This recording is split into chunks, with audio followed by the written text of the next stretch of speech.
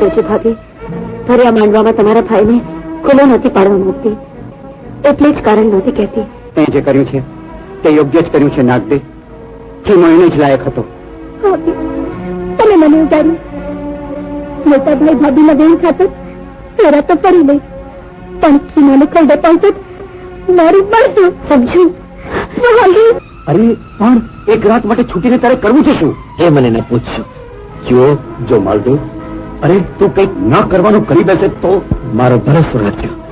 આપના નામને કલંક લાગે કે આપની આબરૂ જોખમાય એવું હરગીજ નહીં કરું.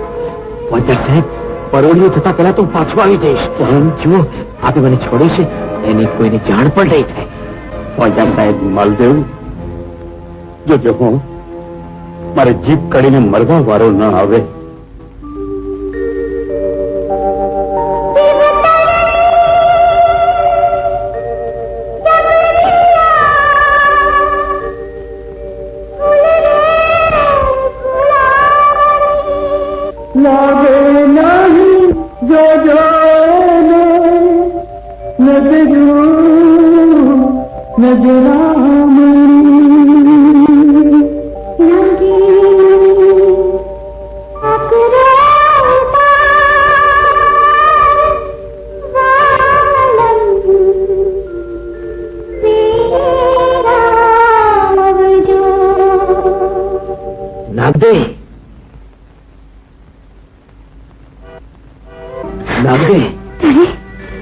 સમજાતું નથી કે આ સપનું છે કે સાચું?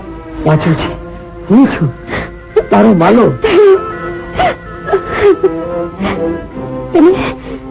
તમે કેદમાં તો થાકીને આવ્યા? ફોજદાર સાહેબ પાસેથી એક રાતની રજા લઈને આવ્યો છું. પણ જોજો હો, આ વાતની કોઈને જાણ ન થાય, નહીં તો ફોજદાર સાહેબને જીવ દેવા વાળો આવશે. નહીં થાય ધણી.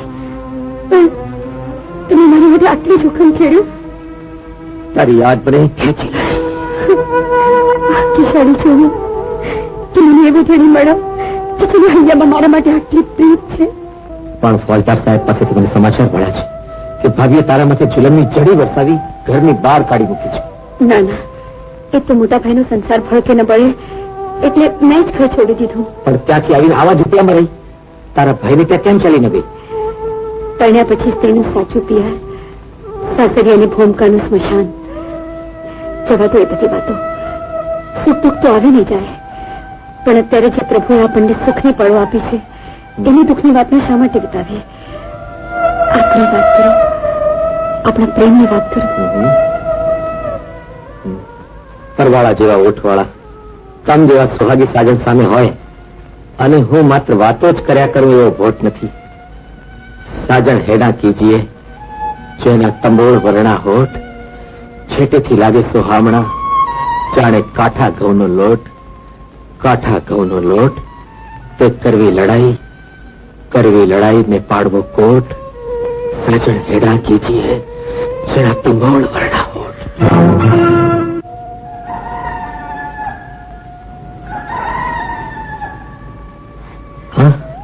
કેમ?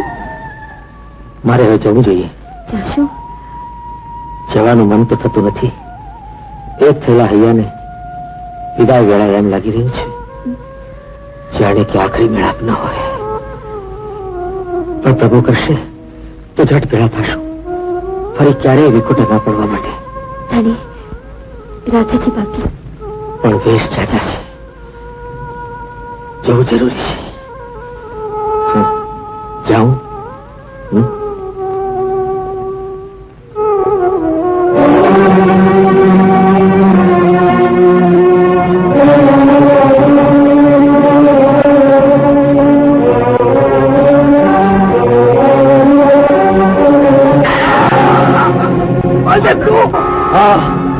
તમારો કાળ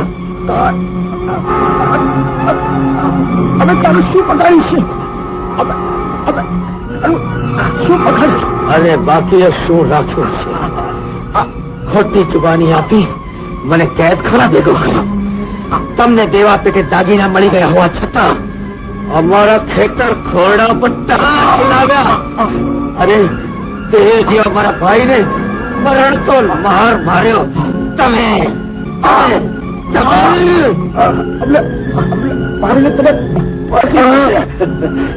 સૌ માને છે કે આ ઘડીએ પણ હું કેદમાં જ છું.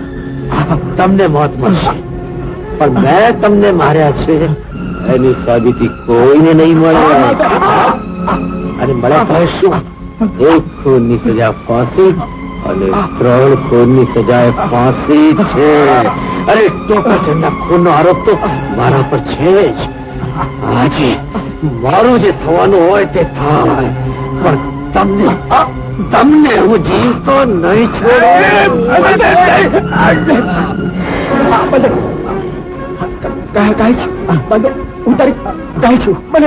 જીવવું હોય તો કાઢો ઘરેણા અને હાલો મારી બા. કાઢો ઘરેણા, કાઢો.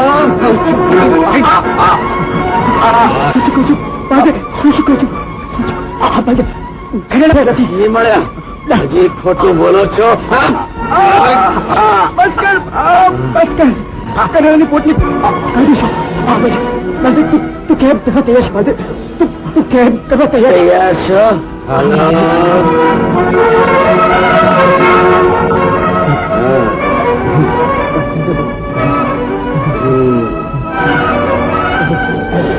યાદ રાખજો, કોટવાલીએ જઈને જો ફરી ગયા છો તો ફોજદારની આંખોની સામે તમારું જીવ નહીં. ફોજદાર સાહેબ, અરે ઘરેણા, ટોકરચંદની વકારમાં 4 લોકોએ મને કાઢીને આપ્યા છે અને બધી સાચી વાત કબૂલ કરી લીધી છે. એ તો અમને મોતની બીક દેખાડી એટલે હામાં હા પાડી. બોલીને ફરી જાય છે વનેચંદ. હા સાહેબ, આ શેતાન માલદેવ મારી તમને મોતના મોં સુધી લઈ ગયેલો. ભગવાનના સમ ખાઈને પણ જે ખોટું બોલે એ મોતની બીકથી જ મોં ખોલે છે. હે માલદેવ, તેમને મોતની બીક દેખાડી? સાહેબ, મારી કેમ ન નાખતા? કઈ વાંધો નહીં, આવતીકાલે સાંજે હું તને પાછો છોડી અને તું અમને ધરતીના પેટાળમાંથી ગોતી કાઢી અને પતાવી નાખ. અને આમના મોતનો વાળ તારી માથે નહીં આવે. આખી રાત તું કેદમાં હતો એવી સાક્ષી હું છું. તો તમે ફોજદાર થઈને ખોટું બોલશો? તો એક વેપારી માણસ થઈને તમે ખોટું નથી બોલતા? પણ સાહેબ, આ તો જુઓ, તમે સાચું બોલશો તો ખોટી સાક્ષી દેવા બદલ તમને થોડીક સજા થશે, અને ખોટું બોલશો તો મોત મળશે. નક્કી કરો, થોડીક સજા જોઈએ છે કે મોત? બોલો. મોત તો કોને ગમે ફોજદાર સાહેબ? હા ફોજદાર સાહેબ, અમે કબૂલ કરીએ છીએ કે માલજાને નાગજાને માથે ખોટું વાળ અમે ચડાવ્યું હતું અને આ ઘરેણા અમે સંતાડ્યા. તો પછી તમારે કબૂલાતનામા પર સહી કરી આપવી પડશે. મંજૂર છે? હા, કરી આપશું. અજવાળી, જુવાન જોધભાઈ કેદમાં છે. આ કુળની વહુવારું, આપણા ઘરની આબરૂ અંધારી ઝૂંપડીમાં પોતાના આયખાના દી ઓછા કરે છે. હૈયામાં હોળી સળગે છે, ત્યારે તને દિવાળી મનાવવાનું કેમ મન થાય છે? એ બેવ તો પોતાના કર્યા ભોગે છે કાનાભાઈ. માલાએ શેખને મારી નાખ્યા ને તમારા ઘરની વહુની ફાટ થતી નીકળી ને પારકા પુરુષ સાથે રંગરાગ મારવા શરૂ કર્યા. ખીમા, સામા માણસ સામે આંગળી ચીનતી વખતે એ ન ભૂલ કે બાકીની 3 આંગળીઓ તારી તરફ જ રહે છે. મારી વાત ઉપર ભરોસો નથી આવતો તો જજીને કરો ખાતો. બેન, હું એને લાયક છું એમ ને? તો હું આજે મારી લાયકાત બતાવીને જ રહીશ.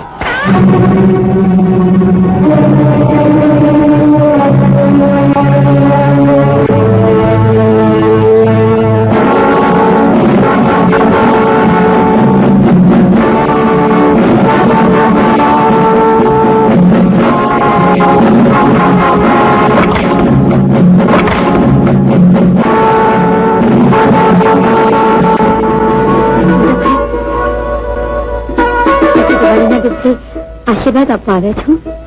એક વાત પૂછવા, સાચો જવાબ દઈશ? કઈ વાતનું? સાંભળ્યું છે કે કાલે રાતે તને અહીંયા કોઈ મળવા આવ્યું હતું. બહુ ઉપરથી ભરોસો ઉઠી ગયો કે પૂછવા આવવું પડ્યું? જેના માથેથી ભરોસો ઉઠી ગયો એની વાત ઉપર વિશ્વાસ આવશે ખરું?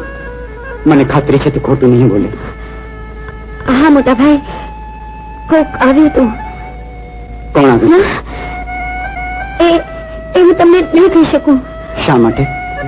કારણ કે હું વચનથી બંધાયેલી છું મોટા ભાઈ. એમ કહે કે વચનની આગ લઈને આ અંધારામાં કરેલા પાપને તું સંતાડવા માંગે છે. અગ્નિ પરીક્ષા આપ્યા પછી પણ સતી સીતાના માથે આવી શંકાઓ કરવામાં આવેલી હતી અને એમને ધરતીમાં સમાઈ જવું પડ્યું હતું. મારા પર થયેલી શંકાઓનો જો જીવતરમાંથી જવાબ નહીં ચડે ને તો હું મોતનો મારો છાલીશ મોટા ભાઈ. પણ તમને ખાતરી કરાવી આપીશ, કે મારા પર થયેલી શંકા સાવ ખોટી છે મોટા ભાઈ. શંકા ખોટી હોત તો તે આવનાર જણનું નામ આપ્યું હોત ના જ. મોટા ભાઈ પણ તારા જીવતરમાં ઉતરેલા અંધારાને તું પાપનો દીવડો પ્રગટાવીને દૂર રાખવા માંગે છે. પણ પાપના દીવડાથી અજવાળા નથી પથરાતા, આગ લાગે છે, આગ. મોટા ભાઈ આપણા ખોટામાં આગ લાગી છે. એમાં મોટા ભાભી અટવાઈ ગયા છે. મોટા ભાભી હા. બચાવ! બચાવ! બચાવ! મોટા ભાભી! બચાવ!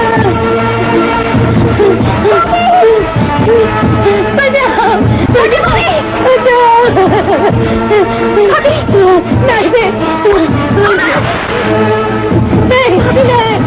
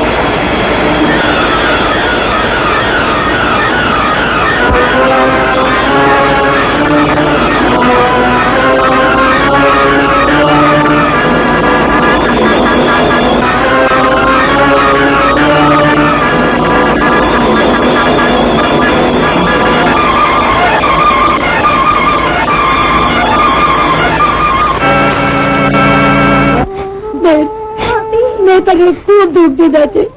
આજે તમારો જીવ બચાવ્યો, મને માફ કરી દે. ભાભી તમે મારા કરતા મોટા છો, માફી માંગીને મને પાપમાં ન નાખો. બેન વીરા તું આવી ગયો. કદાચ તને જોવા માટે મારા પ્યાર નહીં નીકળતા હોય. ભાભી મારું એક પ્રેમ રાખશો, હું તારી બધી ઈચ્છા પૂરી કરીશ. સમજુ ને લગન કે મારા ભાઈ વીરા હારી કરજો. લગન હું તને બંધાવ છું.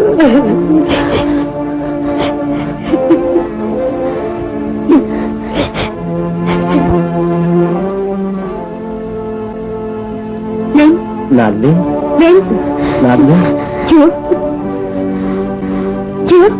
જો અમારો દીકરો આંખે દેખતો છે. દેવના ચક્કર જેવો છે. એને આશીષ આપો નાદલી. ચૂપ ચૂપ જીવે, ભગવાન એને સદા. અજવાળી ભાભી, આ છે તમારો ગુનેગાર. ગુનેગાર? આ તો પાપી છે, પાપી. બેન ખબરદાર જો મને બેન કહી છે તો. તું મારે માં જણે, તે મને ઓરડે પૂરી, મારા કોરડાને આગ લગાડી, તારા પારકી જણીએ પોતાના જીવના જોખમે મારો જીવ બચાવ્યો. તું મને મારવા નથી, આને મને દિવાળી જીવા લાયક કહે છે ને મરવા લાયક તું. પોતા સાહેબ લઈ જવા કુલા કે છે, ચાલી ગયો પાસે ને બાજરે. નાંદોની નાડી ધીમી પડતી જાય છે.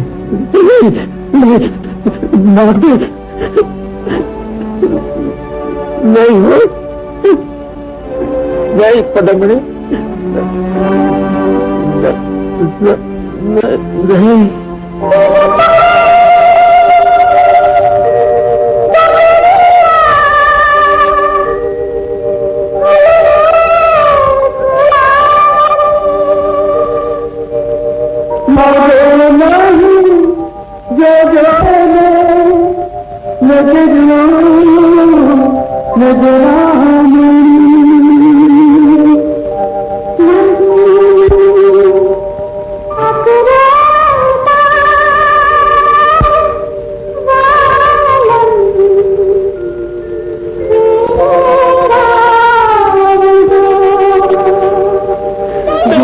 સાહેબ